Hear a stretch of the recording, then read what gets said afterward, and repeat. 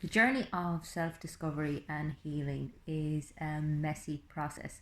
I mean, it means identifying areas where we self sabotage, getting an understanding of why we do what we do, getting an awareness of how we interpret things, how we skew reality according to our constructs, and then reflecting on how we can do things differently, reflecting on how we can engage differently with people, and then transforming, transcending the way that we have learned to be and becoming someone more evolved, someone that is more serene, someone that is more accepting of reality as it is, and who isn't always fighting against their own lives, who isn't causing themselves unhappiness, and taking responsibility for the part that we have to play in the areas of our life that aren't working for us is a tough one, because oftentimes what got us there wasn't necessarily our fault, so we almost develop this self-righteousness as a form of defense. It's not my fault, somebody else has to pay for this, I shouldn't be feeling like this, I shouldn't have to deal with this. And it really becomes a place where you really disenable your ability, you disempower yourself with that mindset.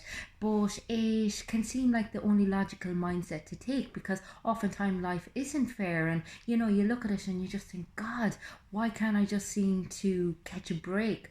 But the reality is everyone struggles a bit, and the more we can find acceptance for that, the better off we're going to be. Likewise, we tend to look to others when it comes to finding a way out of our suffering, or finding a way to resolve our issues. And I suppose we forget that life is a mystery to be loved and to be lived. It's not a problem to be solved. We're not a problem to be solved. And we have all of our answers within, and yet we tend to continue to look outside of ourselves. We look at other people who are living the life that we imagine would bring us happiness and would bring us success. And, if I just had X, Y, or Z, or if this such a person liked me, or if I was in such a relationship, or if I had such a job, or if I looked like this, then everything would be all right.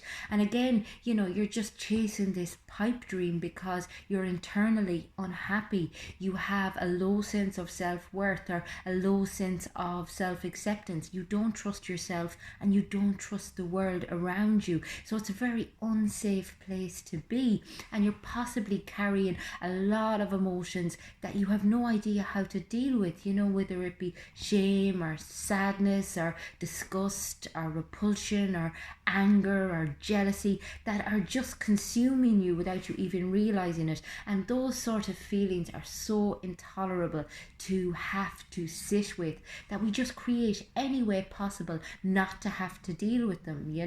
And then, as I said, we look to all of the wrong places when it comes to I suppose releasing and relieving ourselves of the anxiety and the depression and the pain that we find ourselves in, as opposed to recognizing that all of the work starts internally. We have to create that awareness, we have to connect with something, and what we connect with doesn't really matter, whether it be nature, whether it be God, whether it be your partner, whether it be your kids, whatever it is, as long as you feel some sense of connection, as long as you feel that there is someone else in the world that understands you at a really deep level, or that you're attached to something that is greater than you, so that you're not carrying all of the responsibility yourself, so that you're not carrying the burden all by yourself. And again, as I said, it can be a messy enough concept because people feel like we have to be very self-sufficient, that we have to carry our own pain, that we have to carry our own burdens, and oftentimes we become almost martyrish about it. And the reality is we need to be able to hand it over, whether we hand it over to, as I said, our own internal higher power and have a faith that whatever happens that we're going to be okay, whether we hand it over to some sort of God or Buddha or source or whatever. But it's just understanding that with the help of whatever it is that you hand it over to, you believe that you can handle everything life throws at you. And that doesn't mean that you're not going to struggle. That doesn't mean that you're not going to experience bad days. And that doesn't mean that you're going to love yourself unconditionally. Or, it just means that you accept yourself for who you are, and that you have kindness and compassion for yourself. And as I said, so many of the answers that we're looking for are already inside of us. If we can just tap into our inner child, and I'm not talking about the damaged inner child, beneath the damaged inner child, there is a joyful, curious child that is just looking to discover, that is just looking for fun and creativity and meaning and, just pure, unadulterated joy. And if we can tap into that and allow that to guide us a little bit, and that means getting in touch with what the heart wants. It means getting in touch with all of our, I suppose, ways of thinking that are unhelpful, that are destructive, that aren't beneficial to us, and instead getting in touch with our heart, getting in touch with our intuition, finding out what our needs are, finally being able to express, okay, what is it that I actually need? What is it that I value? And oftentimes I think we know ourselves, and the reality is we don't know that much about our authentic self. We're very much products of our culture, of our conditioning, of our experiences. And to be able to start out on that journey of, wading past all of that and discovering who you are underneath is a privilege. It's basically one of these beautiful journeys that's available to everyone, but that not everyone chooses to travel. And it's incremental, it's slow, it can be painful, it can be extremely painful.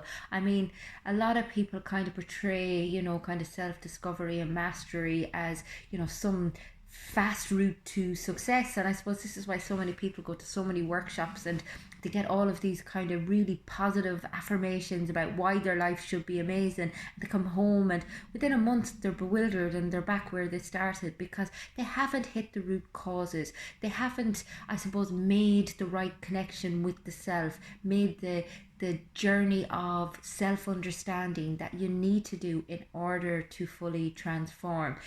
So it's about understanding all of the variables that are having an impact of you, and then compassionately trying to visit them and see how well they're serving you. And if they're not, then doing the work to try and let them go. But it's all done from a place of kindness, from a place of acceptance, from a place of forgiveness, and from a place of compassion. If you would like to get to know yourself a little bit more, if you'd like to work on self-acceptance, or indeed if you feel you want to start living a more authentic life, get in touch with me on the website. It's fundamentals.ie.